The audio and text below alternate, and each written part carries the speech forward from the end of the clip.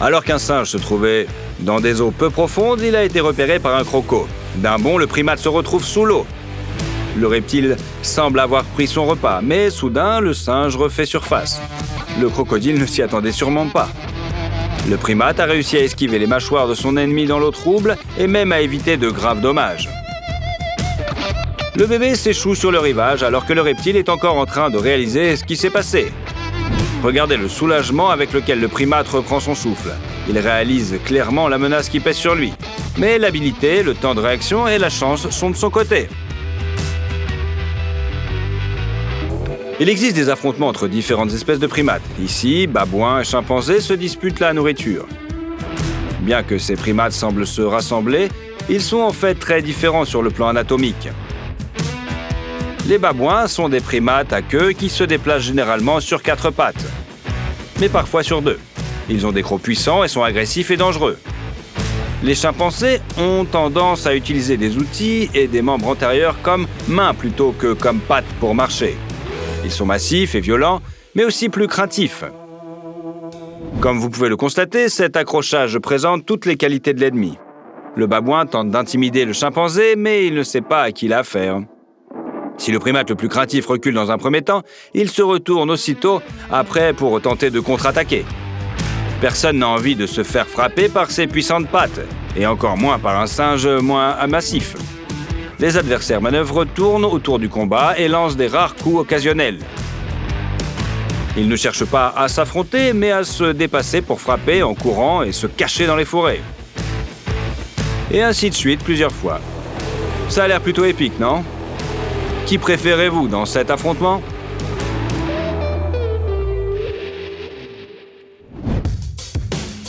Ce cobra ne s'attendait sans doute pas à ce que son capuchon suscite chez le macaque un vif intérêt plutôt qu'une crise de panique. Au lieu de reculer de peur, le singe a pris la posture de défense du serpent plutôt comme une énigme à résoudre. Certains prédateurs auraient fui simplement parce que le danger et la quantité d'efforts nécessaires pour combattre un adversaire aussi dangereux sont trop élevés par rapport à la récompense en cas de victoire. C'est la base de la tactique du serpent. Si l'adversaire est petit, il devient une proie. S'il est grand et fort, il vaut la peine de se relever et d'étendre son capuchon pendant que l'ennemi bat en retraite. Pourquoi un léopard risquerait-il de perdre la vie à cause d'une seule morsure de cobra, si, en cas de victoire, celui-ci ne peut pas le rassasier même pendant une demi-journée ?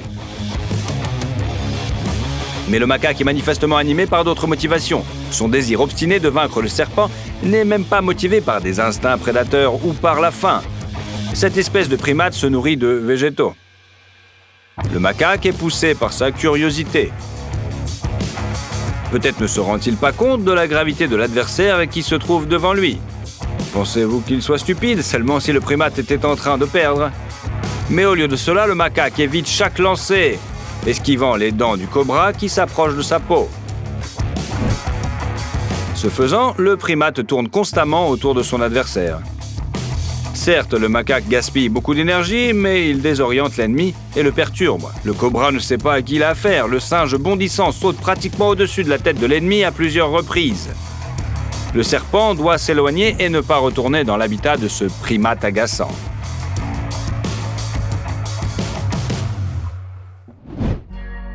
Madagascar est relativement proche des côtes africaines. Mais la faune de cette île est unique et très différente de celle du continent noir. Par exemple, les lémuriens y vivent. Bien qu'il soit difficile de le croire, ces étranges créatures à queue sont des primates et des parents des chimpanzés et des orang-outans qui sont très différents les uns des autres. Leurs danses étranges et leurs comportements inhabituels ont attiré l'attention de la population locale et du monde entier. Dans la culture du peuple malgache, le lémurien est un animal très important. Il existe plusieurs espèces de lémuriens, mais la plupart d'entre elles ont une caractéristique commune. Ce sont d'excellents sauteurs. Regardez comme ils volent littéralement dans les bras des personnes qui veulent leur donner quelque chose à manger. Aimeriez-vous avoir un tel animal de compagnie ? Madagascar abrite le fossa, un prédateur rare qui, bien qu'il ressemble à un chat, est selon de nombreux scientifiques un parent de la belette ou de la truie. Bien qu'il atteigne des dimensions tout simplement gigantesques par rapport aux autres... Le poids d'un fossa est à peu près le même que celui d'un terrier. D'ailleurs, si vous voulez en savoir plus sur ces prédateurs étranges et rares, écrivez sur le sujet. Le fossa, souple et fort, grimpe jusqu'au lémurien sur les branches les plus hautes. Le primate n'a presque aucune chance, car soudain il se jette en bas, non pas dans une chute, mais dans un saut vertigineux. Le lémurien saute littéralement vers un autre arbre, couvrant une distance comparable à la largeur d'une rue de la ville. Fossa n'arrive même pas à se rapprocher d'un tel résultat en termes de longueur de saut. Lémur a sauté de la hauteur du 4e étage, il prend des risques mais ralentit et guide efficacement sa chute avec sa queue. Remarquez comment le primate la fait tourner comme une hélice. Il semble défier les lois de la physique. Fossa est surpris, mais pour le lémurien, ce saut désespéré et incroyable était le seul moyen de s'échapper.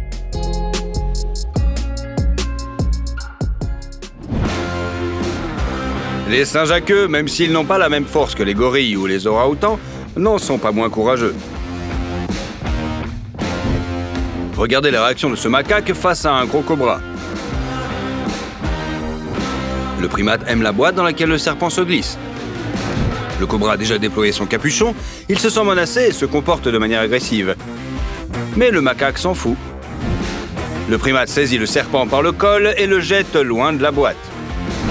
Le serpent est surpris par cette insolence. Il se relève, mais seulement pour que le macaque puisse lui aussi sortir sa queue de la boîte que l'animal aimait tant. Le cobra attaque, mais le primate esquive, bien qu'il soit attaché à une chaîne. Et lorsque le macaque se lasse de la boîte, il va tranquillement vaquer à ses occupations sous le regard attentif et peu amène du cobra. C'est comme si le primate ne se souciait pas du fait que le serpent est déjà levé au-dessus de lui et prêt à attaquer. Dès que le singe sent que la menace est réelle et que le serpent va se précipiter sur lui dans quelques secondes, les primates est le premier à attaquer. Il est difficile de dire d'où vient la patience du reptile.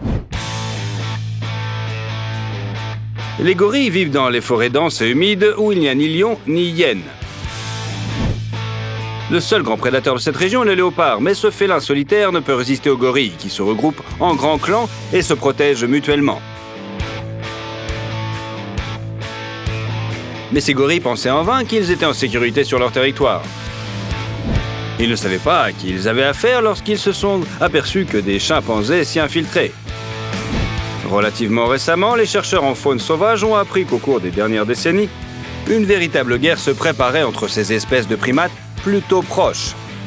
Des meutes de chimpanzés s'attaquent à des gorilles, traquent des individus isolés ou s'en prennent même à de petites familles, s'associant pour former de véritables pelotons d'intervention. Les conflits brutaux entre espèces sont particulièrement fréquents au Congo. Mais en raison de l'âpreté de la forêt tropicale, du danger encouru par les chercheurs et de l'éloignement des sites de combat, il existe peu de preuves vidéo et photographiques montrant les tactiques et les résultats de ces combats.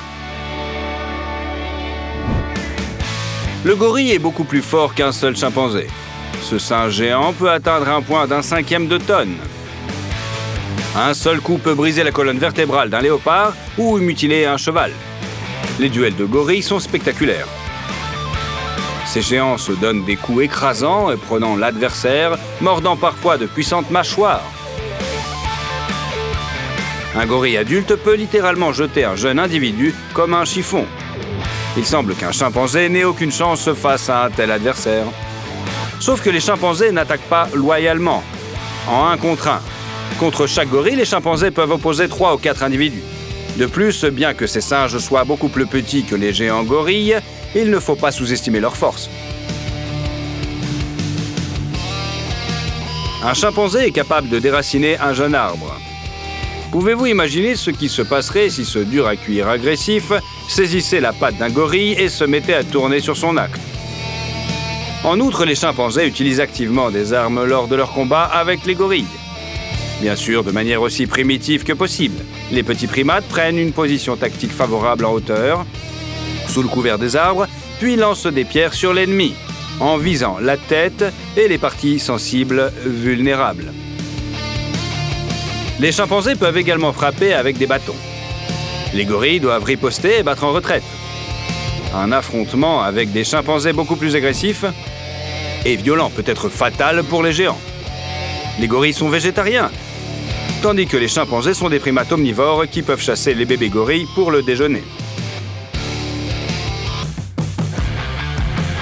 Cette lionne a décidé de grignoter un babouin, mais elle a sous-estimé son adversaire. Le primate a fait face à la première panique, puis s'est retourné et a montré au chat qui était le combattant le plus coriace. Malgré la masse et la force supérieure du prédateur, le singe s'est révélé être un adversaire très féroce et dangereux, armé de crocs d'une longueur inattendue. Le primate se met alors à poursuivre la lionne qui ne s'attendait pas à une telle tournure des événements. Même si, dans ce genre de situation, c'est généralement le félin qui l'emporte. Il n'est pas question pour un prédateur expérimenté d'entrer en contact avec des babouins s'il existe une alternative pour le rôle de repas, car dans le combat, le babouin peut causer des blessures qui l'empêcheront de chasser à l'avenir. Les orang-outans sont végétariens, mais ils ne sont pas pour autant sans défense. Lorsqu'un macaque effronté a décidé de voler une banane dans la bouche d'un singe rouge géant, il a reçu une leçon. On ne fait pas ça, mon gars. Du moins, pas si l'on veut garder sa tête. L'orang-outan a littéralement poussé le macaque effronté sur le sol d'un seul geste, puis l'a maintenu dans cette position en appuyant sur sa colonne vertébrale et son cou. Une leçon à retenir pour elle et ses congénères.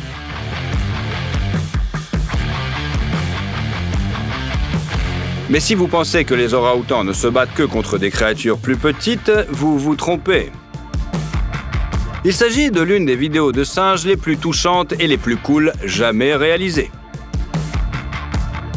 Des machines de construction de plusieurs tonnes sont en train d'abattre d'anciennes jungles qui abritaient des milliers d'espèces de créatures vivantes. Cette terrible destruction s'accompagne d'un tel bruit, d'une telle puanteur et d'une telle dévastation que tous les animaux se sont enfuis dans les fourrés bien avant que tous les arbres de la région ne soient abattus. Mais ce qui reste, c'est lui, un combattant solitaire qui a décidé de sortir pour mener une bataille sans espoir. Non seulement le primate n'a pas peur de l'énorme excavatrice, mais il l'attaque. Remarque, il ne court pas partout et n'essaie pas de faire du mal aux gens.